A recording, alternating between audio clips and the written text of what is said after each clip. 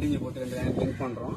இடையில பார்த்தீங்கன்னா வால் வைக்கணும். யூனியன் எக்காக பார்த்தீங்கன்னா 2 டேங்க் செப்பரேட்டாக கழட்டி எடுத்துக்கலாம், தேவைப்பட்ட மாட்டிக்கலாம். இப்போ எக்காக கழட்டி எடுக்கணும்னு பார்த்தீங்கன்னா டேங்கில் வந்து ரொம்ப ஸ்லெட்ஜ் படிச்சுன்னா க்ளீன் பண்ணுறது ஈஸியாக இருக்கும்.